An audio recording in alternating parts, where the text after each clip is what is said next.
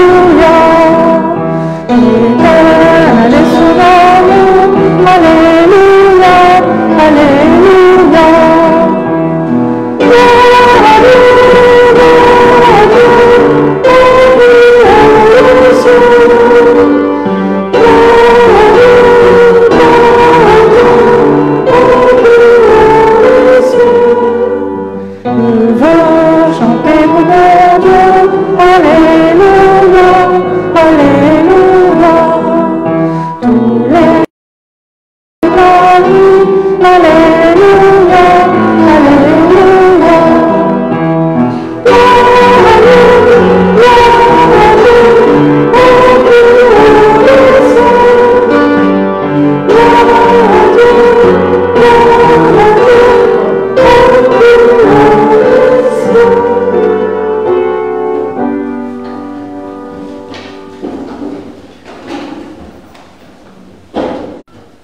Et ce qu'il y a de meilleur pour nous, c'est de marcher sur son chemin. C'est un chemin de liberté. Et ce chemin de liberté, paradoxalement, c'est un chemin que nous accomplissons, que nous marchons, lorsque nous suivons la loi que Dieu nous donne. Un jour, un spécialiste de la loi demanda à Jésus, « Maître, dans la loi, quel est le commandement le plus important ?»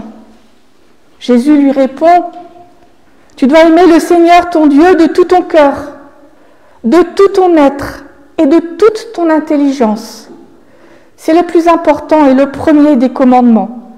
Et voici le deuxième, qui est aussi important que le premier. Tu dois aimer ton prochain comme toi-même. » Toute la loi de Moïse et tout l'enseignement des prophètes dépendent de ces deux commandements. Ces deux commandements, nous les connaissons par cœur.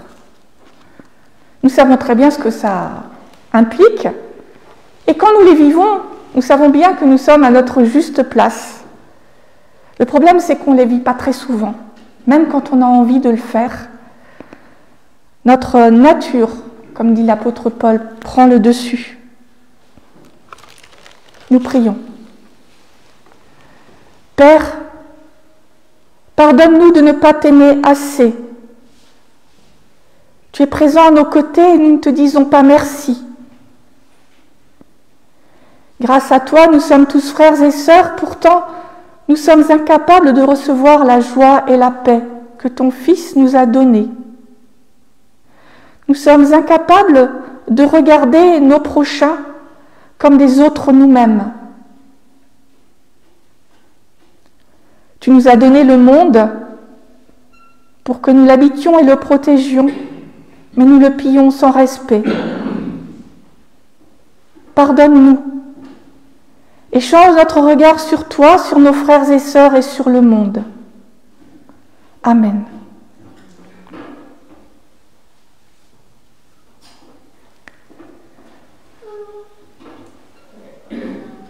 Dieu est patient. Il est très patient. Depuis le commencement, le livre de la Genèse, il exprime son souhait de voir l'être humain en vis-à-vis, comme une image, debout devant lui. Et depuis le commencement, Dieu pardonne encore et encore leur incapacité à se tenir devant lui, dans cette juste relation. Depuis le commencement, il nous parle et nous guide sur son chemin. Depuis le commencement, il pardonne et accueille les humains comme ses enfants. Que Dieu nous mette au cœur l'assurance de ce pardon et qu'il nous donne de marcher ensemble vers son royaume. Amen. Je vous invite à chanter notre reconnaissance avec le cantique « Frappe des mains ».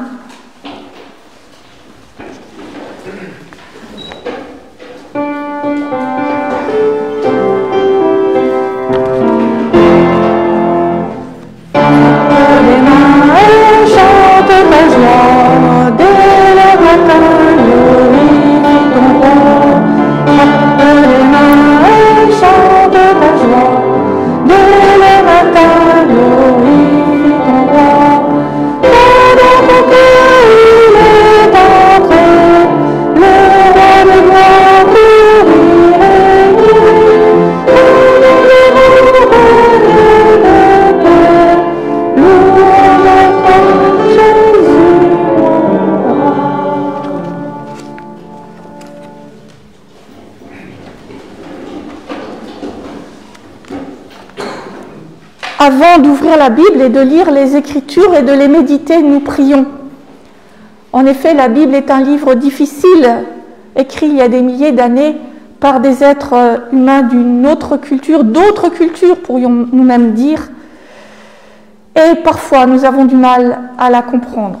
Je dis parfois, mais depuis le temps, dans chaque paroisse, on a des groupes bibliques qui continuent à chercher un sens pour nos vies. C'est donc que personne n'est capable de tout recevoir si Dieu ne nous aide pas à comprendre. C'est pourquoi nous prions. Esprit de lumière et de vérité, éclaire pour nous la parole que nous allons entendre. Conduis-nous dans la vérité. Esprit de sainteté, prends place en nos pensées et nos cœurs. Rends-nous attentifs à ta volonté. Esprit d'amour, de joie et de paix, brille en nous comme une flamme que rien ne puisse éteindre. Amen. Nous lisons dans le 2e livre de Samuel, au chapitre 6, les 23 premiers versets. David rassemble de nouveau tous les meilleurs soldats d'Israël. Ils sont 30 000. Il part avec eux pour Baala, en Juda. Il veut ramener de là le coffre sacré. Ce coffre porte le nom du Seigneur de l'univers qui est assis au-dessus des chérubins. Il se trouve dans la maison d'Abinadab, sur la colline. On le place sur un char neuf et on l'emmène. Uza et Aïo, fils d'Abinadab, conduisent le chariot où se trouve le coffre. Aïo marche devant. David et tous les Israélites montrent leur joie devant le Seigneur en jouant de toutes sortes d'instruments en bois de cyprès, des cithars, des harpes, des tambourins, des sistres et des cymbales. Quand ils arrivent près de Nakon, là où on bat les céréales, les bœufs glissent, Uza étend la main pour retenir le coffre sacré. Alors le Seigneur se met en colère contre lui. Il le frappe à cet endroit à cause de ce geste. Uza meurt là, à côté du coffre. David est bouleversé parce que le Seigneur a brisé la vie de Uza. Il appelle l'endroit Pérès Uza, et ce nom existe encore aujourd'hui. Ce jour-là, David a peur du Seigneur et il dit « Je ne peux pas recevoir le coffre du Seigneur chez moi ». Il ne veut pas prendre le coffre du Seigneur chez lui, dans la ville de David. Il le fait conduire dans la maison d'Obed-Édom, un homme de la ville de Gath. Le coffre reste 3 mois chez lui, et le Seigneur bénit Obed-Édom et sa famille. On vient dire au roi David, « Le Seigneur a béni la famille d'Obed-Édom et tout ce qui est à lui à cause du coffre sacré. » Alors David va chez Obed-Édom, il fait amener le coffre à la ville de David au milieu des cris de joie. Après que les porteurs du coffre ont avancé de 6 pas, David offre en sacrifice un taureau et un gros veau. Puis il danse de toutes ses forces pour le Seigneur. Il porte seulement le pagne de lin des prêtres. David et tous les Israélites conduisent le coffre du Seigneur à Jérusalem, au milieu des cris de joie et au son des trompettes.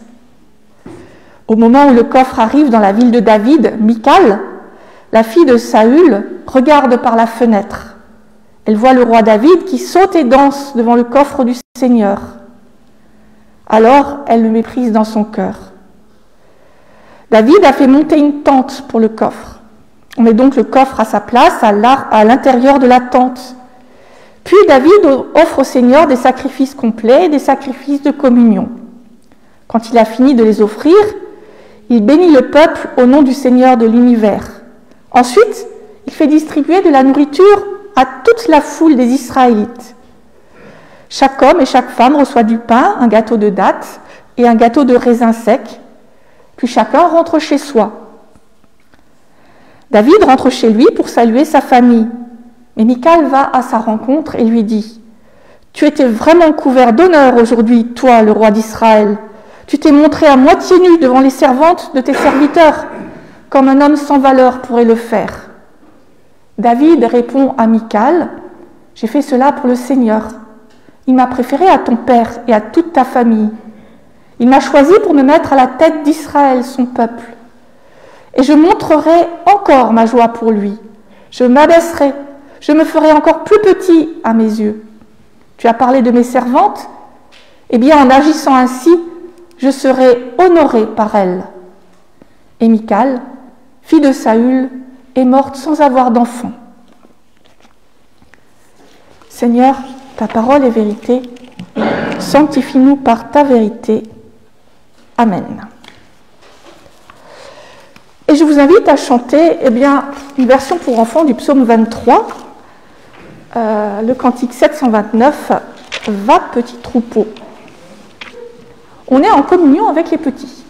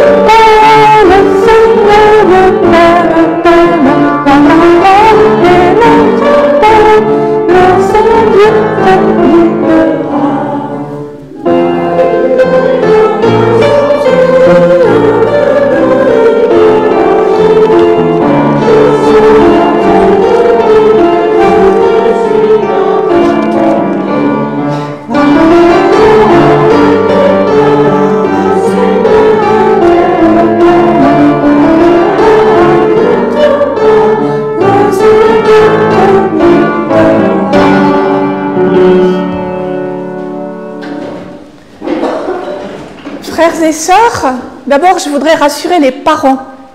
Les enfants découvrent l'entrée de l'arche dans Jérusalem, mais pas l'histoire de Uza foudroyé. Alors il ne s'agit pas de prendre pour eux que les épisodes heureux de la Bible. D'ailleurs, la prochaine fois, ils vont découvrir l'affaire Bethsabée. On ne peut pas dire que c'est très réjouissant, en tout cas à première vue. Mais quand on choisit un texte biblique pour de jeunes enfants, il faut au minimum avoir une explication pour eux. Or, des explications simples, il n'y en a pas. Pourquoi Uza est-il frappé par la colère de Dieu? Il essayait d'aider, de protéger l'arche. Pourquoi aussi est-ce que cela suscite la colère de David? Parce que nos Bibles, là, elles sont bien lisses, hein. Elles nous disent qu'il est bouleversé. Mais quand on va regarder l'hébreu, en fait, il est en colère. Je ne vais pas faire un cours sur le passage qui est riche d'enseignements sur la personne de David, seul roi à être également prêtre avec son fils Salomon. Hein. Ce sont les deux seuls qui sont les deux à la fois. Parce que, bon, il est bon de garder des questions sans réponse pour vous, les chercher, ou pour une prochaine fois. Il est aussi bon de ne pas vous imposer ma façon de voir à chaque fois. Alors hier soir, enfin en fin d'après-midi, nous nous sommes rencontrés pour la deuxième fois. On a continué à réfléchir sur le sujet synodal, mission de l'Église et ministère.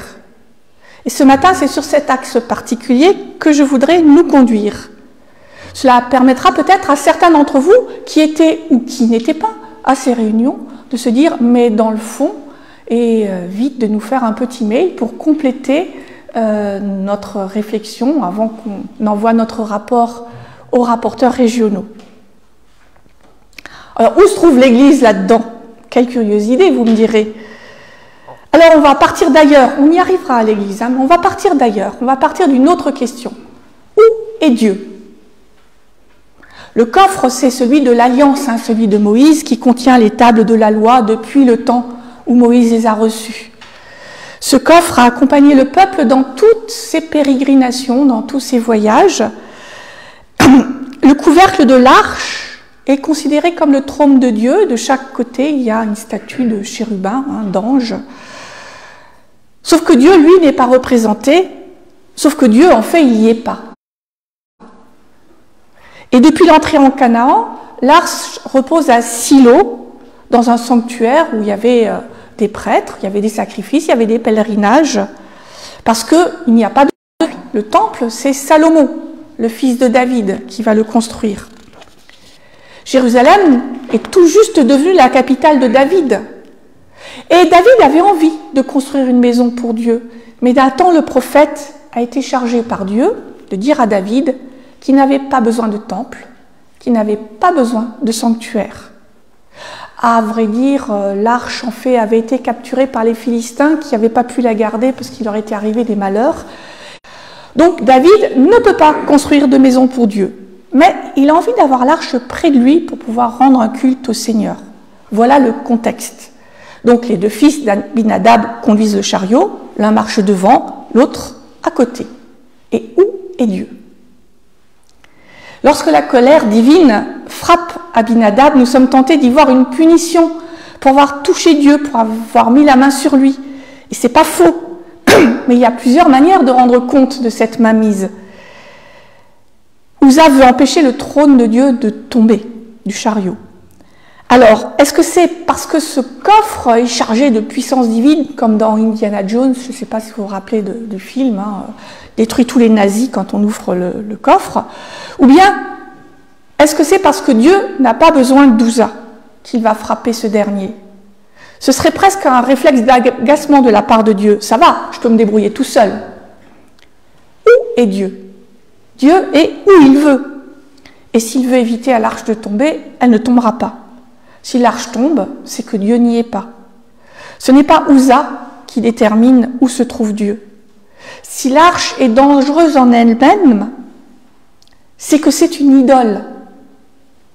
Uza a mis la main sur Dieu au sens figuré, pas au sens propre. Et c'est probablement ça, en fait, qu'il a condamné. Tu ne te feras pas d'image taillée.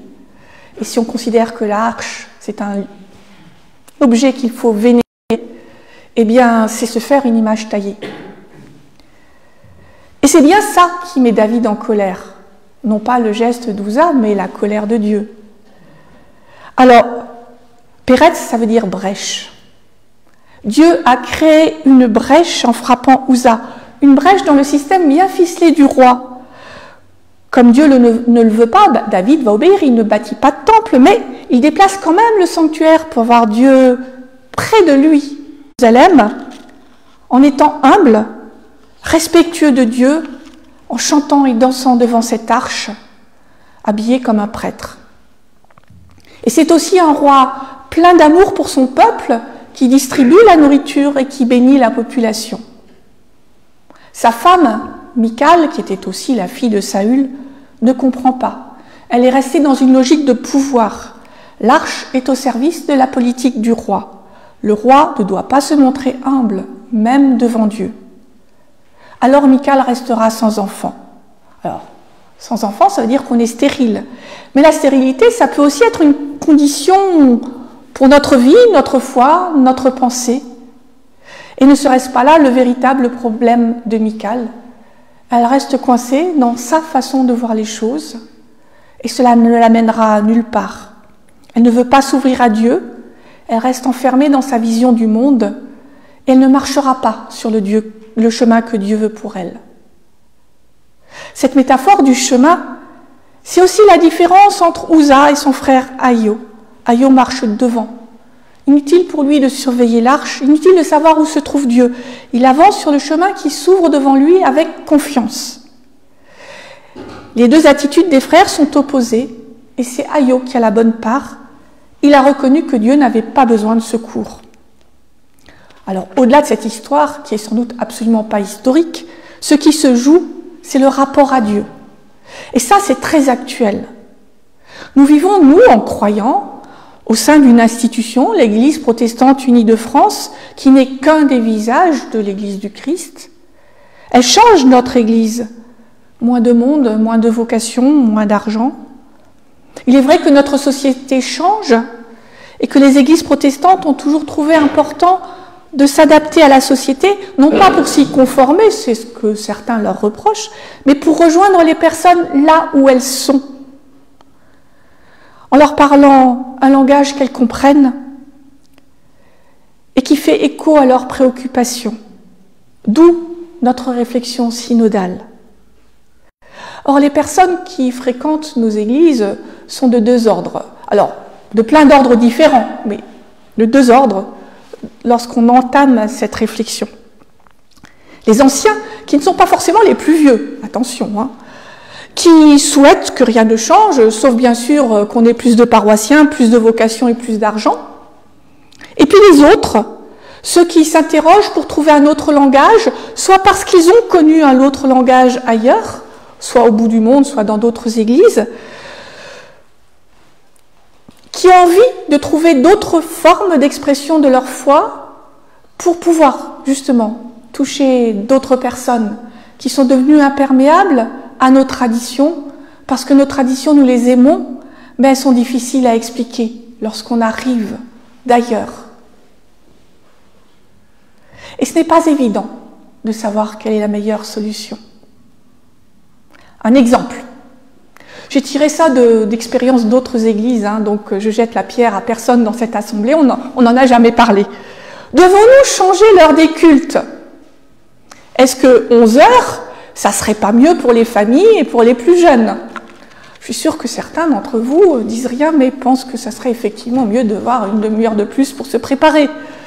Mais alors, certaines paroisses ont posé la question et ils ont constaté une levée de bouclier contre cette innovation de la part des anciens qui disaient « mais 10h30 c'est très bien, on a toujours fait 10h30, ben, pourquoi est-ce qu'on changerait? C'est pratique, on rentre chez soi, on a encore le temps de préparer le repas, etc. » Un autre exemple. Quelle musique jouée? Quel cantique chanté?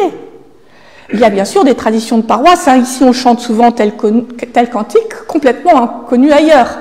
C'est comme ça que quand on fait des échanges de chair, parfois on se retrouve tout bête parce qu'on est seul à chanter, parce qu'on a choisi un cantique qu'on pensait archi connu, puis en fait qui n'est pas du tout connu par la paroisse d'à côté. Et au-delà, qu'est-ce qu'on vous diriez si, le dimanche, il y avait une batterie et une guitare électrique pour nous accompagner?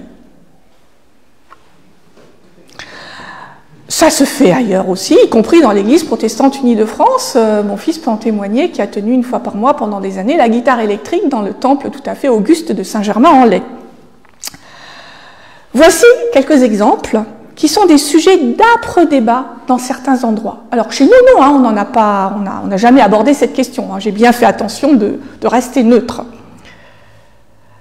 Est-ce que nous devons, dans notre projet de vie que nous allons réactualiser, ça fait quelques années qu'on l'a, donc il faut le réactualiser, est-ce qu'il faut trouver des initiatives hors les murs?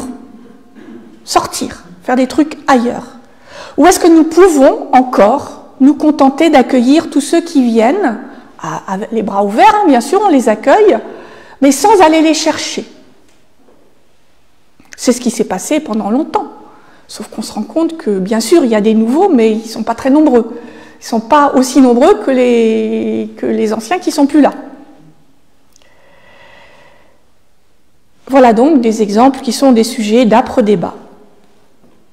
Mais en réalité, en fait, toute crispation sur des traditions d'église locales ou plus générales, ça me paraît dangereux de toute façon, parce que ça sous-tend qu'on sait ce que Dieu veut, qu'on sait où il est, qu'on le veut dans une arche, que cette arche ressemble à celle de l'Exode, ou qu'il s'agisse d'une liturgie, de chants, d'activités paroissiales, d'événements.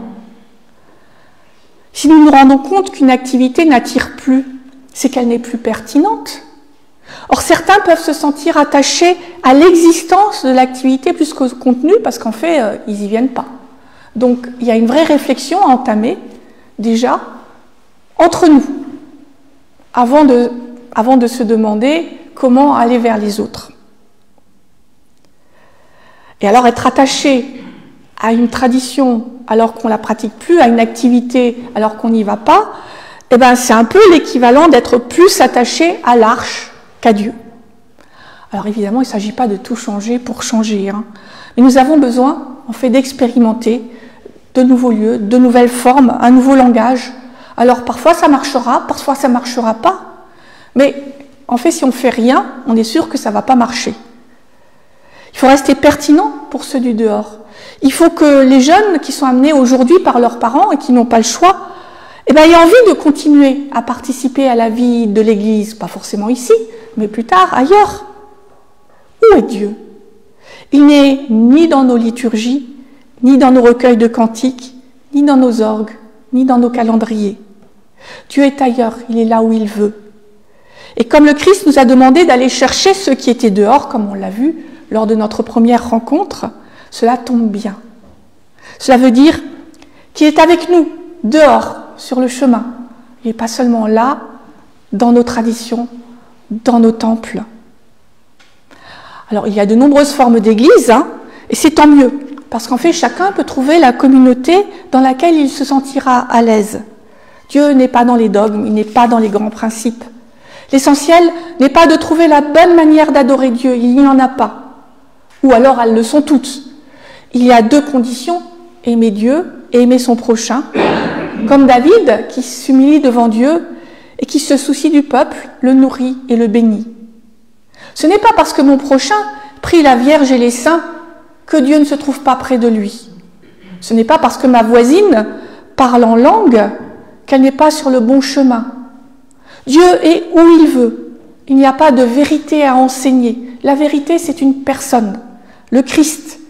Et chacun peut le prier de la manière qui lui convient le mieux. Mais en même temps, on a envie de se retrouver. On a envie de se retrouver dans des chants qu'on connaît bien, dans des traditions qui nous portent. Mais il faut faire attention, parce que rester dans notre tradition calviniste pour rester dans notre tradition calviniste, ça ne mènera à rien, parce qu'en fait, on va rester dans des traditions en oubliant les paroles du réformateur. Donc, c'est complètement aberrant, quelque part. On garderait des reliques. Et je ne sais pas si vous vous rappelez ce que Calvin dit des reliques. Moi, j'aime beaucoup la musique baroque d'église, Bach et les autres.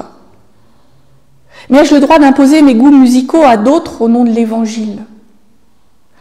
Est-ce qu'il ne faut pas avoir une plus grande variété? J'aime nos partages bibliques au temple. Mais peut-être faut-il aussi trouver d'autres lieux et d'autres formes qui toucheront d'autres personnes que les habitués. Dieu ne se trouvait pas dans l'arche. Il n'a pas voulu de maison. Il est partout où nous avons besoin de lui. Il nous accompagne, y compris dans nos expériences d'église, y compris dans nos échecs. Je me rappelle, il y a quelques années, on avait fait un goûter ouvert à toute la cité. Il y avait plein de délicieux gâteaux. Et puis, les seules personnes qui sont venues, c'est quelques paroissiens. Oh, on s'est régalé.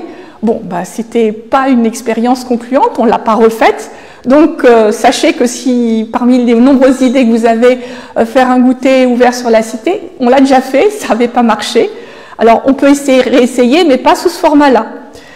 Mais Dieu était avec nous quand même, parce qu'on a essayé. L'essentiel, c'est de lui faire confiance et de l'accueillir dans nos vies sans vouloir le posséder. L'essentiel, c'est de se réjouir, comme David, de ce privilège qu'est la foi que nous avons reçue et qui nous permet de grandir en humanité. Amen.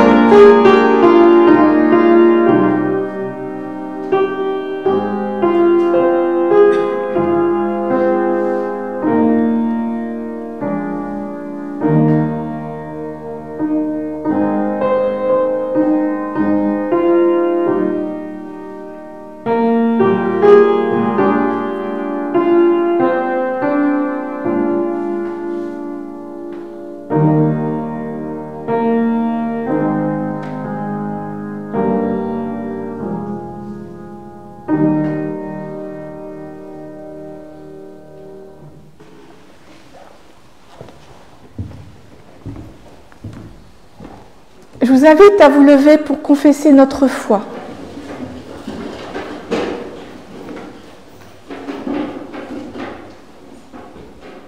Je crois, Seigneur, tu es source de vie. Je crois en Dieu, le Père de tous les humains, créateur de tout l'univers et de tout ce qui vit. Il a fait l'être humain à son image. Je crois, Seigneur, tu es source de vie.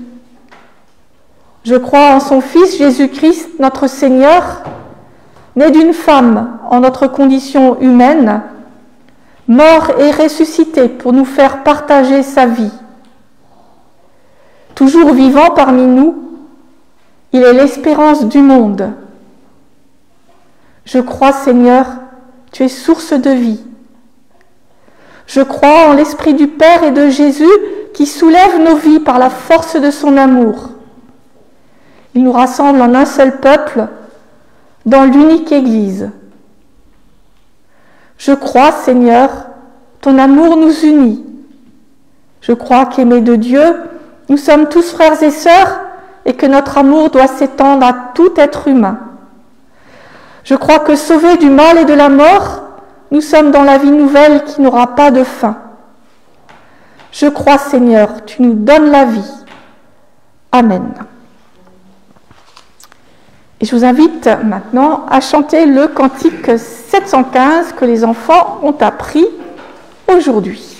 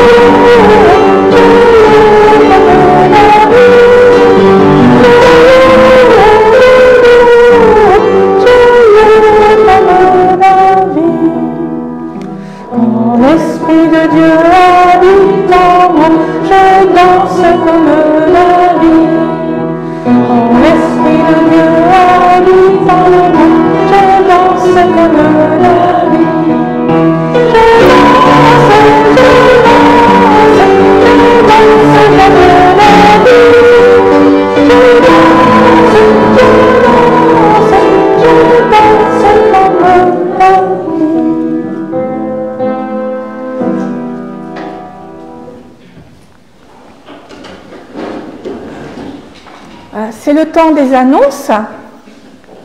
Alors, mardi à 14h15, nous avons notre partage biblique, suivi à 18h du groupe de prière. Il faut que je rappelle Didier. C'est bien ça, c'est bien cette semaine. Deuxième semaine. Oui, c'est ça. Mercredi, nous avons notre groupe Les femmes dans la Bible que vous avez accepté de décaler pour que je puisse faire quelques cartons de plus chez mon père. Merci beaucoup. Et puis, jeudi, c'est l'Ascension. Donc, vous aurez le lien vers le culte consistorial Et pour ceux qui veulent venir être ensemble pour le regarder, eh bien à 10h30, il sera passé ici, avec cette fois-ci une enceinte plus forte, donc vous entendrez mieux. Et puis dimanche prochain, c'est Alain Retzlob, que vous avez déjà entendu, qui va venir présider le culte. Cet après-midi, notre Église nous a prévenus, notre Église protestante unie de France, région parisienne, nous a prévenus qu'il y avait une marche pour le climat. En réalité, il y en a plusieurs. Il y en a une à Paris, qui commence à 14h de la place de la République, mais il y en a une à Versailles aussi. Il y en a, paraît-il, même une à Rambouillet. Donc voilà, sentez-vous libre de sortir hors des murs et en tant qu'Église, marcher, malheureusement, en ce qui me concerne, il y a un télescopage. Je vais cet après-midi assister à la reconnaissance de ministère ordination de ma jeune collègue Mathilde Porte à Jouy-en-Josas, dans la salle des fêtes, pour avoir un peu plus de place. Donc voilà, je crois que je n'ai pas d'autres informations à part de vous rappeler que la sortie, c'est ici, et puis les parents peuvent rester dans la salle jusqu'à ce que les enfants aient terminé leur rencontre de catéchisme. Et puis l'offrande, c'est dans la petite boîte rose qui est, comme d'habitude, sur le piano. Est-ce que j'ai oublié quelque chose ? Bon. C'est donc en pensant à toutes les personnes qui habitent nos vies et nos cœurs que nous allons maintenant prier. Père, unis les uns aux autres dans ton amour, nous prions maintenant les uns pour les autres. Seigneur, dans notre prière de ce matin, nous portons devant toi tous les humains, nos frères et sœurs, celles et ceux qui souffriront tout ce jour en leur corps ou en leur esprit et qui, peut-être, ne trouvent plus aucun sens à leur vie. Ne nous laisse pas les oublier. Nous te prions pour l'ensemble de ta création menacée par les humains, pour les animaux que tu as bénis, les plantes que tu as trouvées bonnes, l'eau que tu nous as donnée comme source de vie. Nous te prions pour tous ceux qui souffrent des changements climatiques. Donne-nous de savoir arrêter la progression de ces changements et de savoir accueillir ceux qui en sont déjà victimes. Nous te prions pour les responsables des nations, qu'ils comprennent que l'avenir de l'humanité est plus important que leur élection et que les intérêts économiques des plus riches et des plus puissants. Père, nous te prions pour nous-mêmes.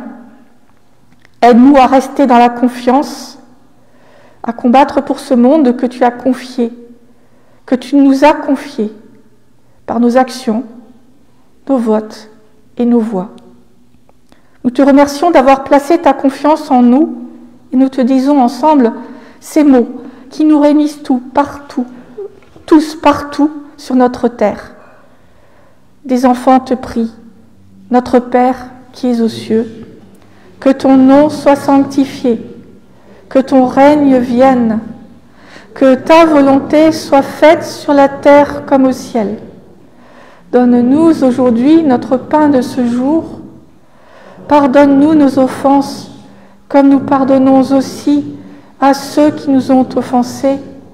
Et ne nous laisse pas entrer en tentation, mais délivre-nous du mal, car c'est à toi qu'appartiennent le règne, la puissance et la gloire au siècle des siècles. Amen. Je vais vous demander de vous lever.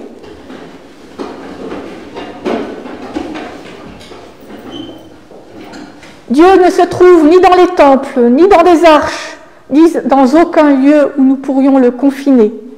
Dieu est libre, et c'est librement qu'il s'approche de nous. Soyons reconnaissants d'être ses enfants. Que l'amour par le Père soit répandu dans vos cœurs, que la paix par le Fils naisse de votre témoignage, que l'espérance par l'Esprit Saint anime vos vies. Dieu nous bénit, il nous garde, il nous aime. Amen.